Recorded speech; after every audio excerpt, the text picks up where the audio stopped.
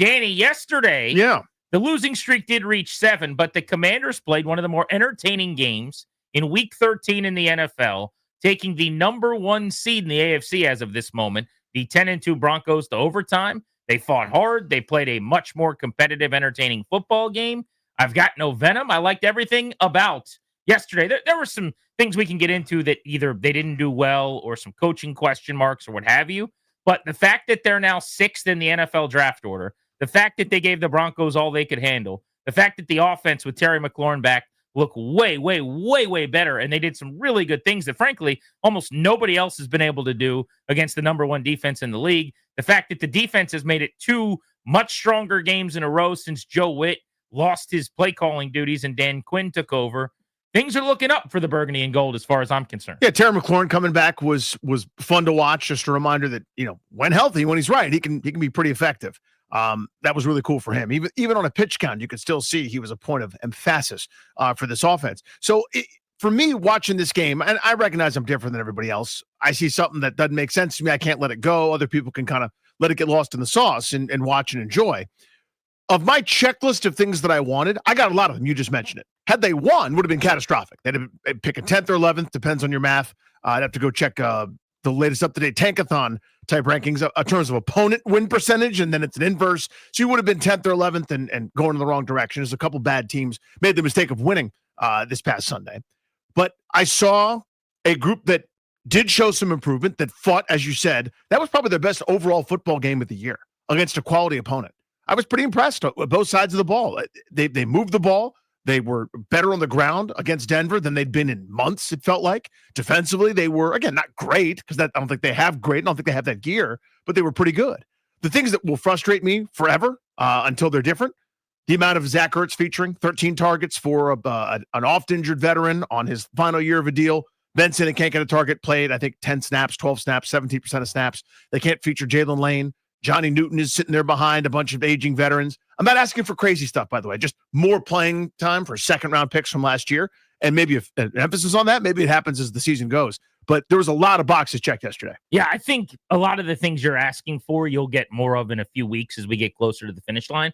We're still about a third of the way left in this race. It's not even December 1st as they're playing that game yesterday, and there are 6 games in a 17-game schedule left. They're not going to completely just flip a switch and punt and start playing all the kids, although I wouldn't mind that. It's just not how the reality of the league works, obviously. We'll spar for the next 5 weeks over whether or not it would have been catastrophic to win the game, because I just disagree with the idea that this team that has not won in 7 games now and in 8 or 9 weeks, whatever it is, technically, that them winning a game, I'll save the word catastrophic for other things, frankly. I don't think it would have been that damaging, because whether they end up picking 5th or 8th or 11th when you don't have a quarterback, and the best thing to do is to trade down, I'm not sure if it's as huge a difference. I think it will be a difference, but it's not as huge a difference maybe as if they were looking for a quarterback and they needed to get as high as possible when they were taking Daniels or May or Williams when they were trying to get up to number 2. But again, we've got 5 weeks to spar over that, and I'm sure we will go round and around. But specific to last night, the product was just so much better. This is what I have been wanting really for many, many weeks. When you play a good football team, look like you belong. And I think the fact that they're getting healthier now is the reason for what we got to see yesterday. Let's talk offense for a moment.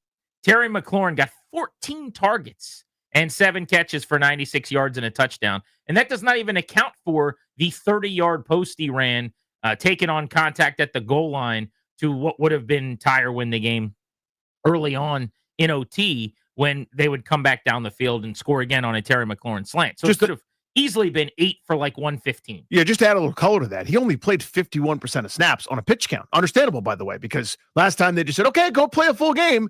He ended up hurt and missed another month and a half.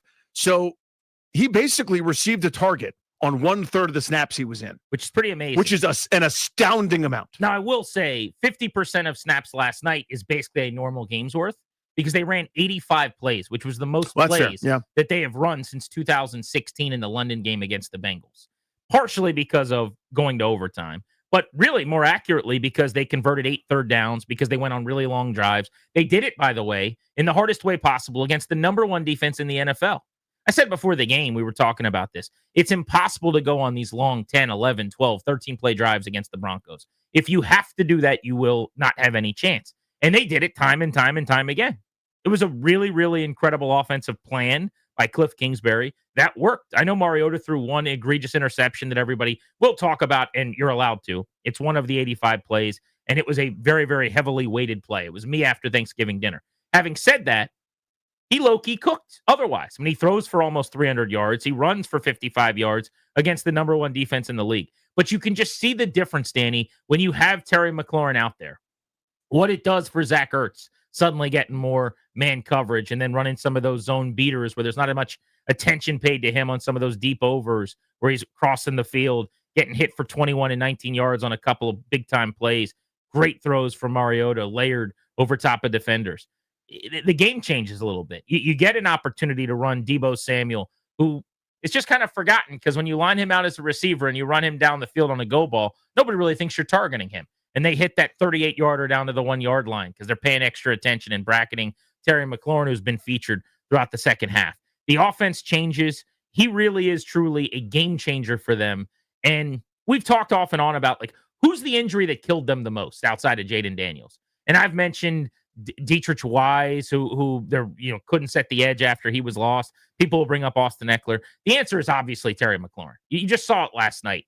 There's such a different offense, and it gives you some real hope when you get Daniels back, whether that's against the Vikings or the Giants. And more importantly, let's be honest, in 2026, if you have Terry out there and you have a true legitimate threat at wide receiver, this thing's going to look very, very different. The best way I can explain it is, or the way I thought about it, is bad defenses became very good against Washington. Now, the overall numbers weren't that horrendous, but you could see it was a very pedestrian group. Every inch was fought for. It was nuclear fusion with chopsticks, right? Where they had to negotiate everything. Every window was tighter than all hell. They couldn't run the football against terrible defenses like Chicago or Dallas or any of the others because there was no threat. There was a threat yesterday. There was absolutely a threat, even with the great Patrick Surtain back there. That kid, by the way, is unbelievably good. My God, what a baller. What a baller he is. Probably not that close right now. That's cornerback one. Yeah, I think that's pretty safe to say. And if there's someone else great, good for him too. That guy's unbelievable. Yeah. But you could see the difference. I think you said it very well. The even if you weren't going over the top, and they did a couple different times, maybe they fell in love with it to a degree because I think they were running it so well. Maybe there was more things they could have done that weren't taking shots, but they were pretty determined. They had a plan and they stuck to it. I was so impressed with that competitiveness and the ability to rally after the bye week. I know they're pros and they're supposed to be able to do that, but human nature, man. A really good team's coming to town. Your season's lost. You're terrible. Everybody knows you're terrible, and everyone's making fun of you or the punchline. They stayed in that game and kept counterpunching, and there was no rollover in them, which you could easily see happening when a first-place team from the AFC comes to town with that vice-like defense. So it was impressive. Yeah. I just, it warmed the heart to see them play a good team well. When you played the Denvers a month ago, it was 44-22. Now, it should also be acknowledged, Bo Nix is somewhat limited, watching him in person for the first time yesterday. And I think the Denver offense is a keep you in the game offense. This is how they've played every single game all year long. They are the first team in the history of the league, by the way, to trail in all 12 of their first 12 games and to have a record where they've won at least 10 times. And they constantly do this in the fourth quarter, where they steal a game from the Giants, where they beat the Colts at the horn, where they beat the Chiefs at the horn. Now they beat Washington in overtime. This is what they do. This is their game. And this is a league with tiny margins where you either make the winning play or you don't. And the team that always does, Denver, is 10-2. And the team that just hasn't in games like Chicago and Miami and this one, Washington, is 3-9. And instead of being 6-6 and a wild card hopeful, your season is now completely over. But credit the Broncos. They always make the winning plays. I think they are well coached. Nick shows up in the big moments when he has to. He was excellent on that 5-play drive in overtime where they go right down the field for 76 yards.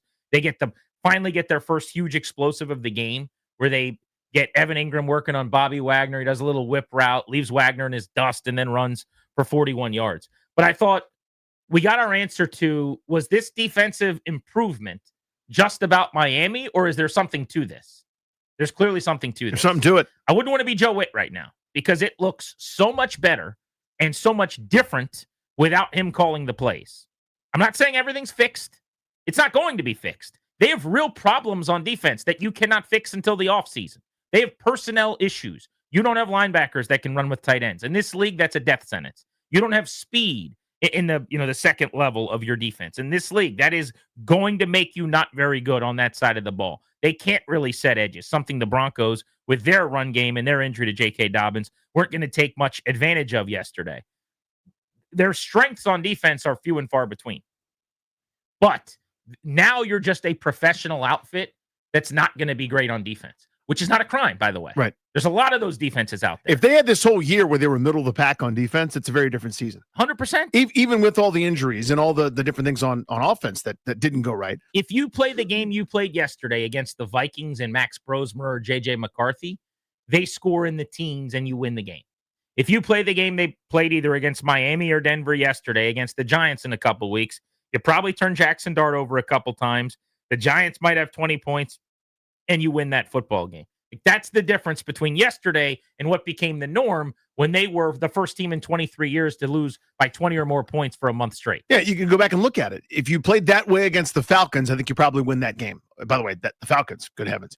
But you go back and look at the Dallas game. If you played that way against Dallas, that's a good offense with good pieces, right? But maybe you're in that game. You got a chance to win it. I don't think you beat Seattle that day. I don't think you beat Detroit that day, the way that they were playing. Kansas City, probably the same deal. You lose a one-score game on the road to a team with savvy and moxie, et cetera. But again, it's a different season. We're talking about a far more competitive product instead of a group that got outscored by almost 100 points over a handful of weeks. You're talking about just a different team, different year. And this is just one of those, bummer, we were that close. Just a couple of breaks didn't go our way. Instead of this was a meltdown. This was the worst case scenario. Which scenario, Danny? All of them. Every single thing that could have gone wrong did, and not just kind of wrong. It went as wrong as ever been. Ertz went off 10 for 106 on 13 targets. He was awesome. He had 3 plays, though, where, and this is the most Zach Ertz thing ever, where your athleticism being limited and some of the I guess we just say limitations for him, show up where deep down the field. Now, ball hung in the air a little too long, and then Alex Singleton made an amazing play to punch the ball out. What would have been a huge play to set up a field goal in the fourth quarter. By the way, that's Alex Singleton's story. It's an all-timer. This linebacker for the Broncos. This is the same guy, by the way, that played an entire game with a torn ACL last year. 23 days from having a mass removed and testicular cancer. He was on the field flying around last night and made maybe the play of the game defensively for the Broncos against Ertz. Then he has the play back in the end zone where he can't make the catch. He had it didn't end up mattering, but he had a play where he fell just short of the sticks again. So, those are those things that people that don't like the Ertz experience, which is kind of a them problem, they're going to focus on those 3 plays. Where I come from, when you have 10 catches for 106 yards as a tight end in the NFL, and the offense kind of goes through you, and your offense scores 26 to almost knock off one of the best defenses in the league, I'm going to tip my cap to you. But he goes for 100. McLaurin goes for 96. Debo, because of the 38-yard play, goes for 64. I like that they got Colson Yankoff involved. He's an athletic guy at the tight end position. That 14-yard catch he made was a pretty nice play. The one thing I'll say about Ertz that I didn't get is they designed this tight end screen to him that was kind of DOA. Pretty obviously. That's just not a play that you should run for Ertz. That's where, if you're running a tight end screen there, just go ahead and put Ben Sinnott out there or give that to Yankoff with his speed. It's kind of what he did at UCLA. This is the guy that lined up at running back some for the Bruins in college. So I didn't really get that usage, but they ran a play on a 1st and 10 to start a drive from under center with 13 personnel where they went play action, roll out, and hit Terry McLaurin for a 16-yard explosive. Be still my beating heart. You must have been so excited. I mean, I just about ripped my shirt off in the press box. There were 16 targets to tight ends, and Ben Sinnott didn't get one. I can't. Other people can, and they can move on, and they'll be able to talk about it. Or not care, and just talk about everything else. I just can't get over it. 2-3 weeks from now, I'll join you in anger.